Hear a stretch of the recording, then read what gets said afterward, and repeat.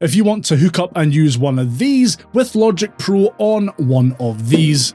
In this video, I'll show you how. For the purposes of this video, I'll be demonstrating how to connect an audio interface to Logic Pro on your iPad with this Audient ID4, but you can follow along with any class-compliant USB-based audio interface. Note that FireWire interfaces don't work with iPads with or without an adapter. I'll also be focusing on iPads equipped with a USB-C port, as despite Logic still officially supporting some Lightning-based iPads, I really wouldn't recommend it. More info on why that is right here. Alright, so setting up an audio interface with a USB-C port equipped iPad is actually really straightforward.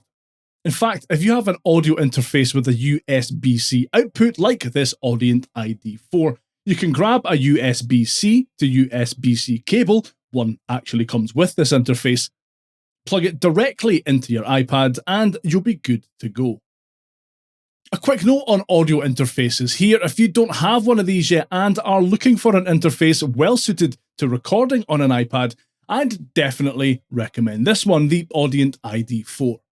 Like I mentioned, you can simply plug it into the iPad using the supplied USB-C to USB-C cable, and I really like this option because it's actually quite affordable and really well built. You don't see full body metal construction on pretty much any other audio interface at this price point. It uses the same mic preamps found in Audient's large, proper mixing consoles, has pristine audio conversion with super low latency, advanced 32-bit AD/DA converters, and despite its build quality, it's actually really portable, so you can just chuck it in a bag along with your iPad and record anywhere. Most importantly though, it's just dead easy to capture great sounding recordings with it. If you'd rather use the standard USB-C to USB cable that some manufacturers still insist on bundling with their audio interfaces, or if you want to charge your iPad while also making use of an audio interface, you'll need an adapter of some kind. Unlike with Lightning-based iPads, you have far more choice when it comes to USB-C adapters, and there's no need to stick to Apple's official gadget. I personally recommend, and use on a daily basis, this Anker hub. It attaches to the side of your iPad and gives you the connectivity you need, as well as a built-in headphone jack. Remember those? However you get your audio interface connected, USB-C port-equipped iPads output enough power that you don't need to add any extra juice to get things working. You've attached your audio interface, so what now? Well, if I start here and select to open a fresh project, I can tap on Audio to open a new audio track, or I can tap on the three dots here to drill down into some settings. I won't change inputs and stuff here, as the settings menu you can access when you're in your Logic project properly actually gives you some more options. So I'll tap Audio and create a new audio track. I'll then close the browser, as I don't really need that just now, and then tap on the three dots at the top right of the screen and select Settings. In the Audio tab, the Auto Select Audio Devices option will probably be toggled on by default. This will automatically select an audio device like an audio interface automatically and assign it as both the input and the output. This means that any audio you record will have to go in through the audio interface and whatever you've attached to it, like a microphone or a guitar, for example. It also means that any outgoing sound from Logic Pro will go through your audio interface too. So if you attach headphones to your dongle, for example, you wouldn't hear the audio from Logic Pro when you play back your project or your recordings, etc. You need to attach headphones to your audio interface's headphone output, or attach monitor speakers to its speaker outputs.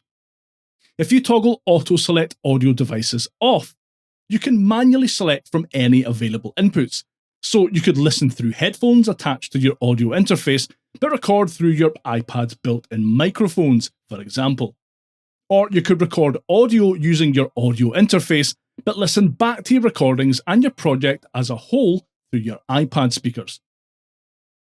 A new feature added in iPadOS 26, there's this new Logic Pro specific menu that you can access when the app is open via Control Center. From here, I can turn on the new global noise cancellation feature for the current microphone, It apparently blocks out ambient noise, which could be handy if you're recording in an untreated room or a noisy environment. What's more interesting is that I can select what microphone Logic will use to record with. With the Audient ID4 attached, I can tap on the microphone menu and select it and the microphone I have attached to it as the currently active microphone. I can then jump in and change the mic to the iPad's built-in microphone on the fly. Yes, you can already assign inputs and outputs inside Logic Pro for iPad itself, but this control allows you to set your microphone at a system level. Very interesting, and it's great to see some macOS style core audio functionality come to the iPad. Once you're ready to record, make sure you arm the track by tapping the R button in your audio track's playhead, and then just hit the record button and start singing or playing. Right, that's how to get up and running with an audio interface in Logic Pro for iPad. Let me know which audio interface you use down in the comments, and if you could give that like button a wee tickle and subscribe while you're down there, I'd really appreciate it. And if you're still getting to grips with Logic Pro for iPad and want a few pointers on what to do first, watch this video next.